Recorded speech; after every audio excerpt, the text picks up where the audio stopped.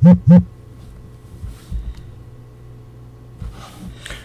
everybody, so I wanted to be fair and balanced and take a look at a left-wing video that I vehemently disagree with.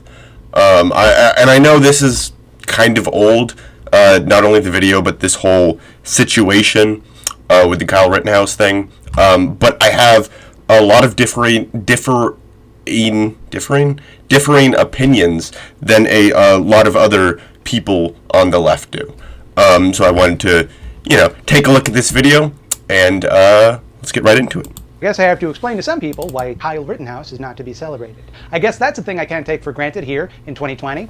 I'm sorry if my tone comes across a little frustrated in this video, because I know the overwhelming majority of my audience understands what I'm about to say. But enough people have been stinking up my Twitter feed with Rittenhouse apologia that I'm compelled to go over this. Just look at this tweet from Destiny. Or what about this tweet from Destiny? I know, I'd love to do another silly video, have my little jokes and goofs, see what Grumbletum is up to, but no. We have to talk about the alleged spree-killing coffee spokesperson who half of my Twitter feed has decided is apparently innocent of any wrongdoing when he deliberately went to an active protest with a semi-automatic weapon that he had no legal right to hold, got into a fight, and shot 3 people, killing 2. And let me just state this, right off the top, if Rittenhouse was anything but a white guy, we would not need to have this conversation. People don't bend themselves backwards to justify any other killers. Yes, he was just 17, but Brandon Bernard was only 18 in 1999, role in a botched robbery based on shaky testimony that he may have been partially responsible for one person's death. His execution. So, me as a pretty consistent person on the left, I would agree with him. Yeah, I'm against prisons. I'm against the death penalty.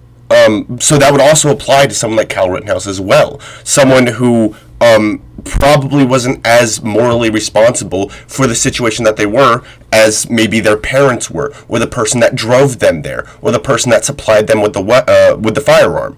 Also, so far all you've done is just poisoning the well. That's all you're doing. You're assuming guilt, pretty much, right? You're starting this video off by saying, oh well, this was a really terrible spree killing that he did. You're using very loaded terms without even going into the examples first. Is scheduled for today, and as of yet, his requests for clemency have been denied by the Trump administration, which is desperate to get as many executions done as it can before anti-death penalty President-elect Joe Biden takes over. The same Trump administration that's publicly defending Rittenhouse before the investigation into his killings is even complete. Cool. Rittenhouse, meanwhile, is taking sponsorship deals while the blood of his victims is still warm. We've been in quite a little shit fight the last couple of days across social media. There's been a lot of misinformation, a lot of hearsay and speculation thrown out there. Number one, did we sponsor Kyle Rittenhouse? The answer is no. The reason for that, the reason why I think it's important, is that we're not in the business of profiting from tragedy. We're not in the business of profiting from this event. We have zero interest in collecting. It's not Kyle Rittenhouse. So I don't know why you're zooming in on this tweet or this response. Like this is Kyle Rittenhouse accepting a sponsorship, right? Now, whether they gave him Kyle Rittenhouse money for posting a social media post with them is unclear, I guess. But this doesn't show that this is a sponsorship. Now, is this a weird thing to do? To pose with a right-leaning pro-gun coffee company after you just used a gun to kill 2 people? Yeah, it's a little weird. Probably not the best PR move. But so far, I don't think this shows malicious intent. $1 from any of this. If indeed we are meant to accept the premise that he was innocently acting in self-defense, as he claims, a normal person forced into a situation of having to kill 2 people in self-defense doesn't leverage that for brand appeal. Piece of PR advice, Kyle. You might want to wait a couple years before doing the crocodile-tiered talk show circuit. Even if he were innocent, which no reasonable person could conclude that he is, that would be ghoulish. So let's go through a loose timeline of events here. August 23rd, a white police officer shoots Jacob Blake, potentially paralyzing him for life. In response, the Kenosha Black Lives Matter movement protests. You might remember that this summer was kind of a flashpoint for protesting the murder. So, just to be clear, there wasn't, first of all, the police shooting, that was bad. That was real fucking bad. The guy was running away from an arrest, and then they just opened fire on him. That was pretty dumb. But the Kenosha protests were originally protests, but then it devolved into a pretty bad, like, riot, looting, burning, right? We saw pictures of that car lot that burnt down, all these burnt out cars, all these burnt out buildings. And I'm not necessarily against destruction of property, but when you are protesting police violence, you should not be going around destroying businesses. That doesn't make any fucking sense. You don't just get to take your anger out on whoever the fuck is around because there was injustice. If you want to go flip a police car, that's a little bit more understandable. If you want to go like burn down a police precinct, although I'm not going to encourage that or condone that, it makes more sense than burning down a car lot. There's a black man at the hands of the police, because people were already mad about how the American government left black communities to die in the COVID-19 pandemic. So the constant direct murders were kind of the straws that broke the camel's back vis-a-vis the state killing black people. In response, on August 25th, the leader of an anti-protest militia, the Kenosha Guard, former Kenosha alderman Kevin Mathewson, puts out a call on Facebook saying, "Any patriots willing to take up arms and defend Out City from the evil thugs?" Non-doubt, they... I love when Nazis just look so fucking stupid, when they look like a big marshmallow, with a assault rifle just tightly strung across their bulging stomach. I love it when Nazis look like this. They're currently planning on the next part of the city to burn tonight. Mathewson is currently being sued by the partner of Anthony Huber, one of the men killed by Rittenhouse, Kenosha News reports. The suit uses Reconstruction-era federal law inspired by the rise of the Ku Klux Klan that bars people from conspiring for the purpose of depriving people of equal protection under the law. Most recently, the federal law was used in a lawsuit against organizers of the Unite the Right rally in Charlottesville, Virginia in 2017. The Klan and the Unite the Right rally, that's some esteemed company, Kevin. The Kenosha lawsuit alleges Mathewson and militia members conspired to deprive people of their constitutional rights with the help of Facebook through the Kenosha Guard's call for militia members to come to the city during protests. The suit includes screenshots of comments on the Kenosha militia page like, "I fully plan to kill looters and rioters tonight," and "Now it's time to switch to real bullets," and "Use hollow points. They expand on contact." Another commenter on the page states, "Armed and ready, shoot to kill tonight." So does this show any direct correlation that Kyle Rittenhouse was directly involved in these groups or shared these groups' beliefs? No, not yet, but I'm still waiting for that connection. Another stated, "Leave a pile of them and burn the bodies. That'll make them open their eyes." And I'll just leave it to you to work out who them is in that sentence. These social media posts from the Kenosha Guard are well publicized and get national attention when they appear on InfoWars. Mathewson has said in interviews after the shootings that he stands by his decision to put out a call for militia members. He has said he did not know Rittenhouse and that he had not interacted with him that night. Facebook claimed there was no direct links between his accounts and the Kenosha Guard page. However, common sense and likely further discovery counsels that Rittenhouse would not have known about or traveled to Kenosha but for the call to arms having been widely publicized, the lawsuit states. Right, so the whole point of this video so far has been trying to paint a narrative that Kyle Rittenhouse was involved or shared the beliefs of these people to show malicious intent on behalf of Kyle Rittenhouse. Although he was involved or with these groups of people, because they're very broadly speaking on the same political side, right? They're both vaguely speaking on the right, just like a communist and a liberal would vaguely be speaking both on the left. But this doesn't show that there is ideological connections between these people, other than they're both pro-cop and anti-BLM, but that doesn't show that Kyle Rittenhouse went there with the intent to shoot and kill people. So here's Rittenhouse, a supporter of the Blue Lives Matter movement, who participated in police cadet programs. A guy who likes the police, and probably wouldn't like if people protested the actions of the police. He sees this and decides he needs to join up with these guys. These guys are on the level. So on August 25th, he meets up with Dominic Black, who either lends him an AR-15 or buys one in his name. It's all a bit dodgy. That part's still being worked out. They decide to go to CarSource, a local business that has been targeted by protesters and suffered millions of dollars in damages from arson due to its proximity to the Kenosha courthouse. It's worth noting that N. Malkindry, the owner of CarSource, maintains that he did not ask for or endorse anyone coming to protect his business. According to the Milwaukee Journal-Sentinel, the co-owner of CarSource said Thursday he didn't hire the men, ask for their help, or endorse it. "Why would I?" N. Malkindry said in an interview with the Milwaukee Journal-Sentinel. "I'm already burned out. There was nothing left to protect." Also worth noting that these guys who were there to uphold law and order were violating a curfew that police had ordered over the city that night. Back the blue, unless they tell you to do something you don't feel like you should have to do, in which case stick around and make the situation more dangerous.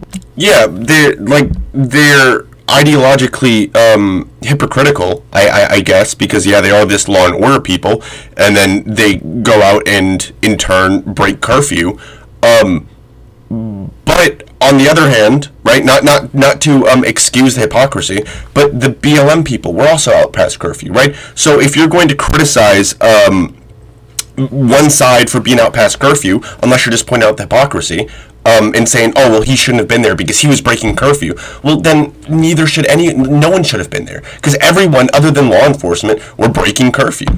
So I don't think that's a good defense or point to put in the narrative of ill intent on behalf of Kyle Rittenhouse. Rittenhouse, at some point, meets up with a group of people, including Ryan Balch, and just this part, we're about to take a brief detour from tragedy into comedy. See, Balch has a habit of posting support for far-right groups on Twitter and Facebook. The Southern Poverty Law Center reports, on Facebook and on Twitter, Balch referenced the far-right Boogaloo movement. I pause here to mention the Boogaloo movement are a far-right militia movement who believe a second civil war is imminent, hence the name. It's like Civil War II Electric Boogaloo, because everything is like this now. Even our hate groups are irony poisoned. That's just the world, and that's exhausting. Yep. Balch retweeted white nationalist Richard Spencer and tweeted a link to a website hosting a Nazi propaganda video cut with Hitler speeches. Balch also used Twitter to troll Parkland mass shooting victims and a gun control supporting rabbi while using esoteric anti-Semitic slang. Balch confirmed to Hate Watch that he had operated these social media accounts. None of that is the funny part, to be clear. The funny part is that when Hate Watch asked Balch about this, he claimed that he was, get this, infiltrating the far right for some reason. Is evidence of this? An ableist Nazi-mocking webpage on Facebook that there's no evidence he could provide he was in any way involved with. That's why he had to make fun of mass shooting victims and harass a rabbi with anti-Semitic slang. So once again, I don't disagree with any of these things, right? I don't like Nazis. I don't like people who meme about shooting and gunning down people.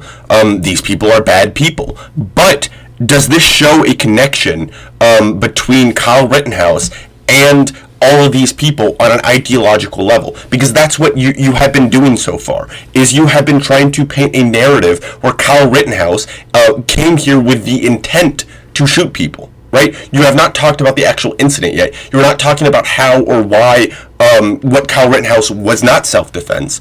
And if you want to concede that it might have been or is self-defense, well, then the only other narrative you have to use is that he had an intent. He had malicious intent coming to this protest or this counter-protest or whatever you want to call it. For the memes. Hate Watch asked him why he used his real name in these accounts, and Balch claims it was because at the time, Twitter had a policy against using pseudonyms, which I don't think I have to tell you has never been true, and even if it were, how would Twitter know whether or not you're using your real name? This is simply incredible. This absolute genius spent most of the day with Rittenhouse, but at some point, they were separated before the shootings began, which brings us neatly back to tragedy. Around 11:45 that night, Rittenhouse got into a verbal confrontation with 36-year-old protester Joseph Rosenbaum. Rosenbaum was incensed at Rittenhouse trying to put out a fire in a dumpster with a fire extinguisher, and potentially may also have confused him with a security guard he'd had some other conflict with earlier that night. This confrontation escalated quickly. Rosenbaum threw something, probably a plastic bag. Rittenhouse begins to run until someone, it's unclear who, but well, a plastic bag with something in it. It wasn't just a plastic bag. It was like a bottle of some sort, I think. Almost definitely a protester, fired a gun 2 times. It's unclear towards whom or why. Shortly after this, a protester named Joshua Zeminski fires a warning shot from a pistol into the air. A profoundly foolish and dangerous act. Rittenhouse, presumably thinking he's being shot at, and maybe being shot at, I don't know, then turns towards the people pursuing him and aims his gun. Rosenbaum tries to disarm Rittenhouse, who then opens fire, shooting him 4 times and fatally wounding him. Rittenhouse runs away and can be heard on a call on his cell phone saying, "I just killed somebody." So at this point, protesters are yelling, "Go get that guy, beat him up," stuff like that, and an unidentified guy tries to hit Rittenhouse. It knocks his hat off, but doesn't make contact. Rittenhouse falls down and is approached by Anthony Huber. Huber strikes Rittenhouse with a skateboard and attempts to disarm him and is shot and killed. Gage Grosskreutz has been pursuing and he has a handgun on him. When Huber is killed, Grosskreutz puts his hands up. Rittenhouse fires anyway, taking out a big chunk of Grosskreitz's right bicep. To be clear, the guy who puts his hands up, the guy who got shot in the arm, also pointed a pistol at Kyle Rittenhouse as he was on the ground. If I was in that situation, right, regardless of everything else that happened, if I was in that situation, that's an easy decision. Because at that point, it seems like it's either me or you. It seems like it's whoever's going to pull the trigger the quickest is going to be the one who survives. And also, if someone who shot someone, right, is now walking away or running away, you should not pursue that person, especially if you have the ability to run around a building corner and take cover. Because you should have a self-interest in surviving. It is really dumb, especially in an open environment like a street where you have other options, to charge someone with an assault rifle or with any weapon of that matter.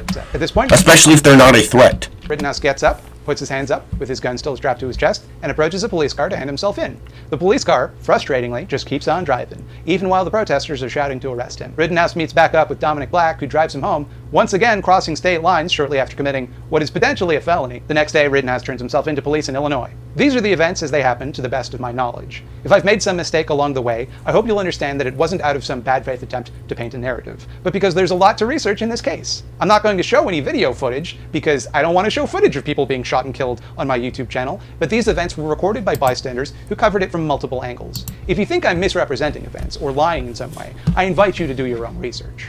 Rittenhouse's defenders, including his attorney, point to the fact that he was attacked by protesters and attempted to flee. That he heard gunshots and believed he was under fire. He may in fact have been under fire, it's unclear, but not unreasonable to suggest that one or more of the 16 unidentified shots that went off during this exchange was aimed in his direction. I'm not going to dispute any of that. I'll even grant you that Rittenhouse probably did think his life was in danger when he started shooting. And I don't think Rittenhouse is the only person with blood on his hands. Right, so once again, you try to, or you do spend the first half of this video trying to paint a narrative of ill intent or a ideology that would have Kyle Rittenhouse want to be shooting people at this event, but you don't really show any connections. All you do is just say, well, there were other people at this rally. The people who called for the call to arms had really bad ideologies and bad intent, and they said some things that kind of show that maybe they have the intent to shoot or kill protesters. But you don't show any connection to with those people and Kyle Rittenhouse. Just because Kyle Rittenhouse is a back the blue, pro-cop, anti-BLM person does not mean that he went to this protest or counter-protest with the intent to shoot people. And actually, the events that played out kind of show the complete opposite. You know, there was a person who put his hands up after all the shootings happened. That was, he just had his hands up about a couple feet away, and nothing happened. He didn't shoot him because his goal wasn't to kill people. His goal was to get people who were attacking him to not be attacking him. It starts off with Rosenbaum, who charged him, who threw something at him as gunshots were going off. As he's trying to retreat, what other choice would someone have, right? Try to put yourself in that situation, regardless of the context leading up to that. What would you do, right? What would you just sit there and, hopefully you're not going to get your ass beat, or hopefully you're not going to get killed? No. And another thing is, if he gets too close and is able to take your gun away from you, he's going to use your gun to kill you. So it's just, it seems to me in that situation, it was pretty clear self-defense, and the events leading up to it does not show enough malicious intent on behalf of Kyle Rittenhouse to show that he came here wanting a fight. That night. I think Joshua Zeminski and whoever fired the first shots have a lot to answer for as well. You don't just pull out a gun in a situation like that and fire warning shots. That's reckless and is, to say the least, a needless escalation of this conflict. If history began the second that Rittenhouse was confronted by Rosenbaum, the evidence would seem exculpatory. But when you place the events in context, they're a little harder to wave away as self-defense. This guy goes to join up with militias that have deep connections to far-right hate groups, crosses state lines with an illegally obtained semi-automatic weapon that he obtained specifically for this purpose, spends the majority of his day with an avowed member of the far-right Boogaloo movement who sure posts in support of Hitler a lot for dubious reasons, ostensibly to protect... So, something that I would like to see to help your case is if you could show me something where Kyle Rittenhouse knew about these people's political beliefs before and still decided to associate with them, that would look really bad on Kyle Rittenhouse's behalf. But you didn't really show anything. You just said that, well, they were at the same place, they were, in the same areas, which makes sense. Yet maybe and probably Kyle Rittenhouse didn't really have an idea the beliefs that these people held. As a 17-year-old, he was probably a very idealistical, traditional, conservative, pro-gun, pro-cop person, saw a community that he had roots in being kind of burnt down, in a sense. It makes sense why he would want to go there with an assault rifle to defend, even though logically speaking, it's a really bad idea. You probably shouldn't ever do something like this. You probably shouldn't ever bring a weapon, or especially a firearm, to a protest or a counter-protest, but it does make sense, right? It seems to me that this was an innocent mistake, right, on behalf of a lot of people, but it wasn't a killing spree. It wasn't cold-blooded murder, and it almost seems like Thought Slime kind of would agree with that sentiment. The business whose owner did not want or ask for their help to support police in He didn't ask for it. He didn't necessarily explicitly say he didn't want it. I think a comment points that out. I don't know if that's an important distinction, though. Defiance of a curfew police had put in effect, sought out a confrontation, and killed 2 people, injuring a third. Then, after one half-hearted attempt at handing himself over to the police, crossed state lines again, turning himself in the next day. And I'm not a lawyer. I would never claim that I was, or that I could be. I'd never passed the LSATs. I mean, how arrogant would you have to be to think that you could just do something like that without years of study? I don't think that Rittenhouse will be found guilty of murder in court. I don't think the charges will stick. Aside from maybe the possession of an illegal firearms charge, that one seems pretty difficult to deny. The evidence against him is highly circumstantial. I don't think it's enough to win a court case, but it's evidence nonetheless. The presumption of innocence, until proven guilty, does not apply in the court of public opinion. I absolutely agree. That's true, but that doesn't mean you need to make or not even make any arguments, right? Like you're not being very clear about what the whole point of this video is.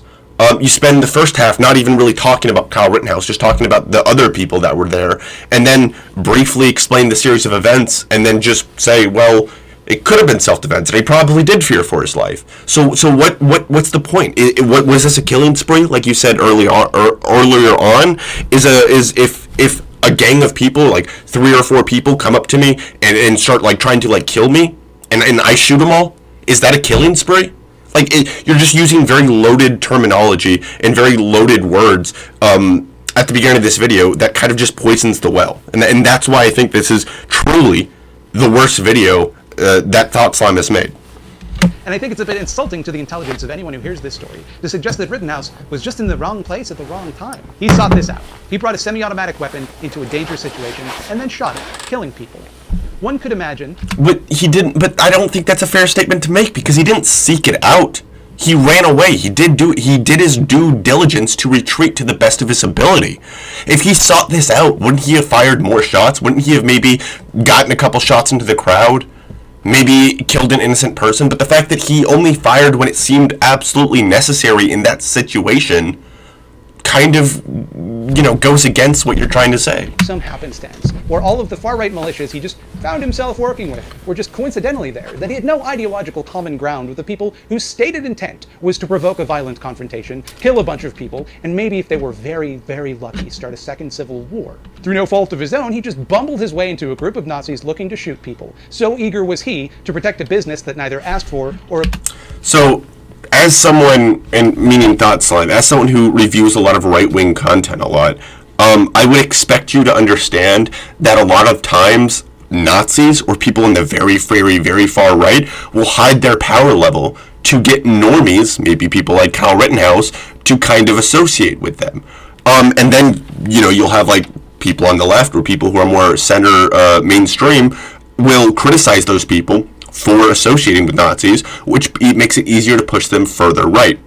I'm not saying that you shouldn't criticize people for who they associate, but as a 17-year-old kid who doesn't have any I don't really think he didn't have any notoriety before this event, so I can't really blame him for not really understanding the full ideological beliefs of these people. Approved of this protection.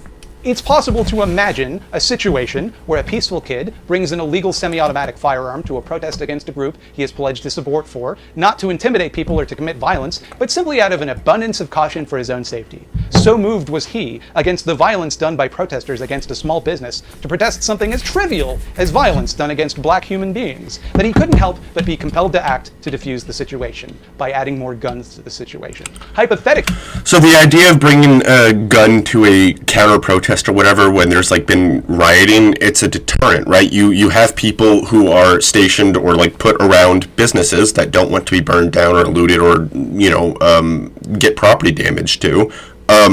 You will have someone with an assault rifle stand near that building, and then that's a deterrent, right? So if someone coming along with a Molotov cocktail sees someone, and that person's like, hey, if you throw that Molotov cocktail, we're going to shoot you, well, then you just move on to something else.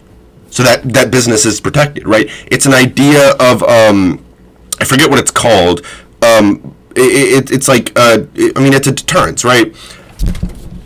Possible, I suppose. But is it credible? Is it likely? And if you still want to give this kid the benefit of the doubt after hearing all of this, let me ask you a question. It's a genuine question, and I'd like you to really think about it. Okay, sure. If you heard all of the details of this story, but instead of being a militia member or Blue Lives Matter type, Rittenhouse was Antifa, or he was Muslim, would you still give him the benefit of the doubt? Yeah, because I have a favorable, and I know this is a question to conservatives, I guess, but I have a more favorable outlook towards someone of Antifa or BLM than a militia member.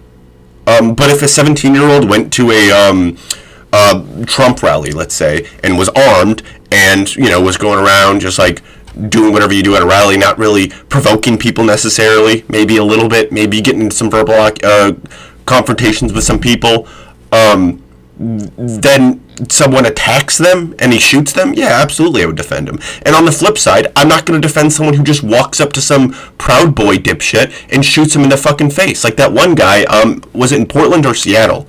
It was in one of like the far left cities or whatever. He just walks up to someone and fucking shoots him in the face.